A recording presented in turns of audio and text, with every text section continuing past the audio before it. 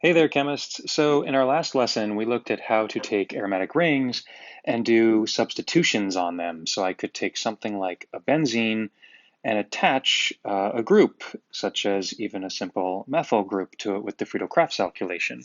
Today, we're going to look at how do we use this and then do subsequent substitutions. What do I do if I want to put multiple groups on the ring? Where would they end up going if I wanted more than one thing on the ring, let's say a di or even a tri-substituted ring?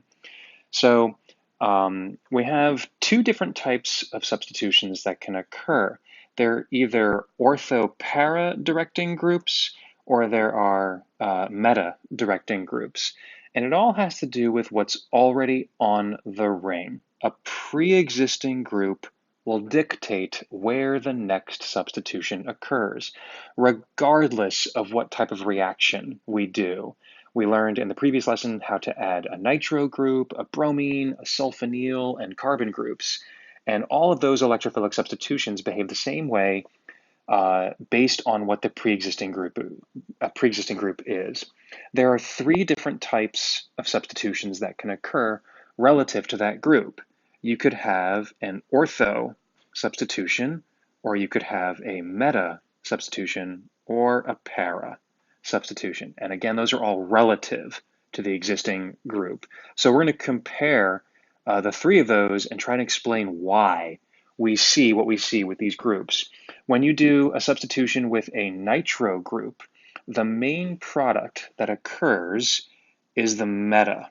So a bromine from the bromination reaction we learned in the previous lesson, relative to the nitro, would go primarily meta, as in one away from the nitro group, a whole extra carbon in between the two of them.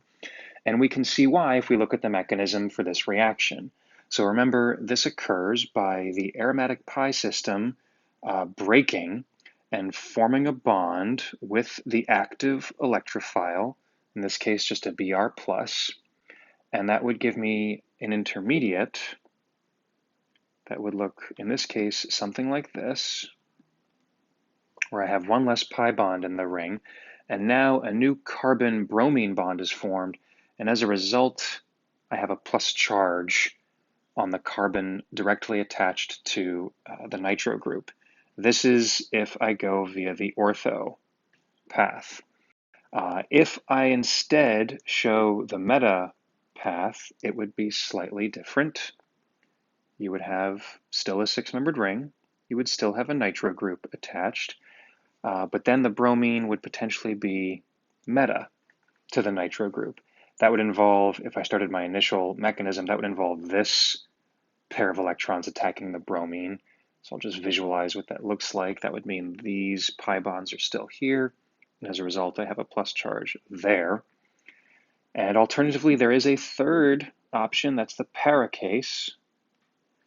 And that would be if my six-membered ring with the pre-existing nitro has the bromine on the opposite side of the ring. I could use the same pair of electrons that I did for the previous one, except this time the plus charge goes on the opposite carbon. Now at first, all three of these should look relatively good because they are all stabilized via resonance delocalization. Each of those carbocations exists as a mixture of resonance hybrids. The ortho intermediate can delocalize that pair of electrons to give me a different looking contributor. All the bonds are still in the same place, but now as a result of that delocalization, my plus charge is on a different carbon. And I'm not even done. This can delocalize again. I can draw another contributor.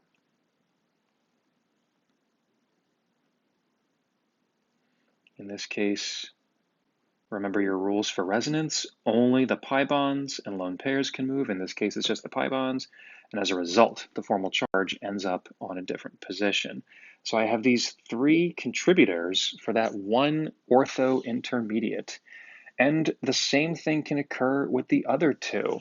So why don't you hit pause and see if you can draw the other two resonance contributors that exist for the meta substitution and the other two resonance contributors that exist for the para position. Okay, if you've done that, let's just go through them. The meta case would have one curved arrow that looks like that. I have my nitro group right where it was, bromine right where it was. Electrons are in different spots, and as a result, the formal charge has moved.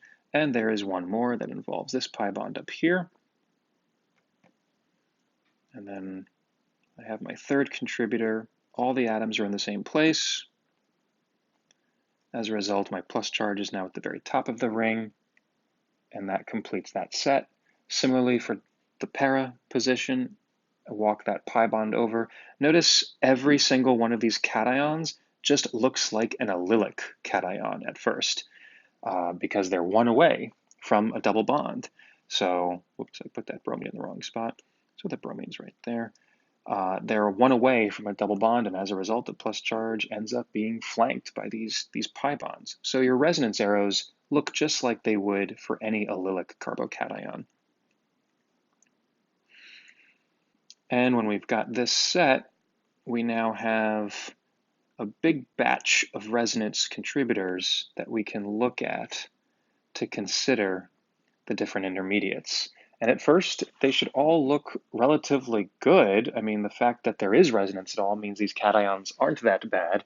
We certainly lost the aromatic ring. That's bad. But remember, overall in the reaction, we reformed that. The question is, why is the meta case so much better? We know it is because we see it as a product. We're told that you get meta substitution. Well, if you look at the ortho and para substitutions, you'll notice something unique about the first contributor that we ended up coming across in the ortho case, and in the second contributor for the para case. In both of these, that plus charge is right on the carbon directly attached to the pre-existing nitro group, and that turns out to be a bad thing. Remember what a nitro group looks like. A nitro group, if you redraw it down below, just part of the ring, is a nitrogen with a doubly bonded oxygen and a singly bonded oxygen. I'll just redraw the whole thing, but highlighting those changes. You've got a negative formal charge on the singly bonded oxygen and a positive charge on the nitrogen, and now we have a positive charge right next to it. So you've got two positive charges right next to each other when the cation is right next to the nitro, in addition to the dipoles that exist just toward these electronegative oxygens. So nitro is electron withdrawing. NO2 is an EWG. It pulls electron density out of the ring, and that destabilizes the cation. This destabilizes the cation. So the main path that we see is not the ortho and the para, but instead the meta. There's nothing that particularly good about the meta in this case, but it doesn't have these particularly bad resonance contributors. So to finish up the mechanism, the main path will be from the meta. Remember from the previous lesson, how it works is a base will take away the hydrogen that's directly attached to the carbon where the new group goes, in this case the bromine. You break the CH bond, form a pi bond, and you end up reforming your aromatic ring. That's big driving force for these and why they are substitution reactions as opposed to addition reactions. So meta preferred. That's with the nitro. It's not that this bromination reaction is meta preferred. It's that the pre-existing nitro dictates the new group to be meta. So that's why we see the meta substitution with a pre-existing nitro. Now other groups can do this as well. At the bottom we have other meta-directing groups that are all deactivating. That essentially just means they are electron withdrawing groups. They pull electron density out of the ring.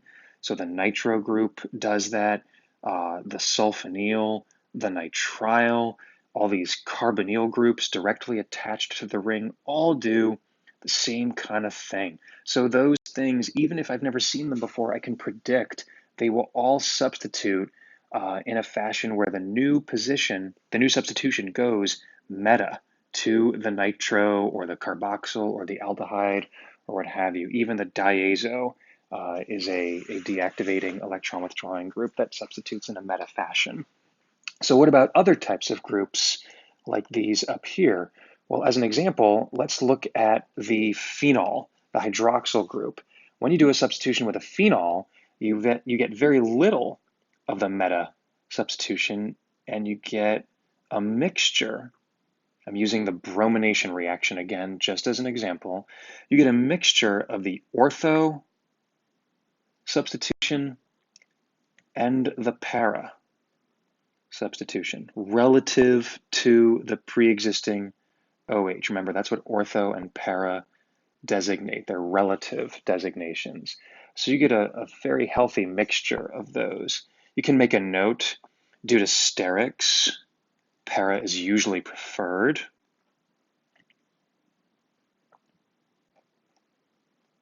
But you get a significant amount of both typically. And the most important thing is you get hardly any of the meta case. So try and come up with a mechanism that explains this and shows why. I'll give you a big hint.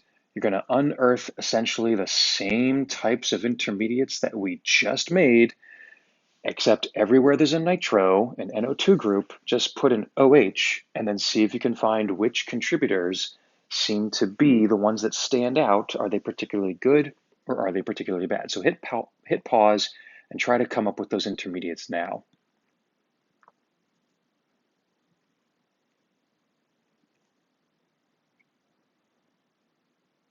Okay, so if you've done that, you've got the same set of intermediates that we had up above, except I have an OH group everywhere I had an NO2. And you'll notice there are two that stand out from the others. Just by coincidence, they happen to not be in the same order as what I have up above. If yours are in a different order, that doesn't matter. You just need to have them all. But it's the two where the plus charge is directly attached to the carbon with the OH. These are particularly good because even though the oxygen is electronegative, the oxygen has a pair of electrons on it, and they can stabilize that carbocation via a whole other intermediate. You get even more resonance with the ortho substitution because the plus charge is on the carbon directly attached to the oxygen. So there is an extra contributor in the ortho and the para paths. So these are the primary pathways that lead to the product, and we'll just finish the reaction. Remember, a base will take away the H that's directly attached to the carbon on the new group. You break the CH bond, you'll reform the aromatic ring. From this particular contributor, I have to send that pair of pi electrons back up to the oxygen, but it gets me to the ortho product. And a very similar mechanism would get you to the para case. I'm not going to show it, but you get something very similar if you were to do this for the para product. So it's that extra pair of electrons on the group directly attached to the ring that give us this extra contributor, which means not just OH, but so many other groups do this as well. The amino group has that pair of electrons. We just saw the OH group. An ether will do this.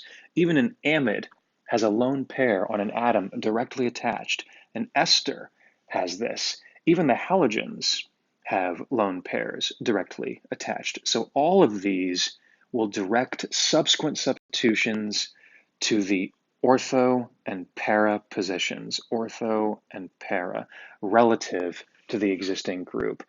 You'll note, oh, there's no extra lone pairs of electrons on the alkyl group, so why does this also direct ortho-para? Well, it's still an electron donating group, just not via resonance, but via the inductive effect. Just having more electrons in a carbon-containing group is donating, as opposed to just a hydrogen, or as opposed to something that's actually withdrawing, like these other groups. You'll also notice that the halogens are slightly deactivating, they still direct ortho-para. So for this activity today, they do exactly what the OH group does. They just happen to have an existing dipole that deactivates the ring because they're so electronegative. It just means the molecules are a little less reactive. But if we use them, they can still direct in an ortho and para pattern. So now with those two examples, it means we can look at any group, even if it's not in this set, and try to predict which one of these pathways will undergo substitution, ortho para or meta.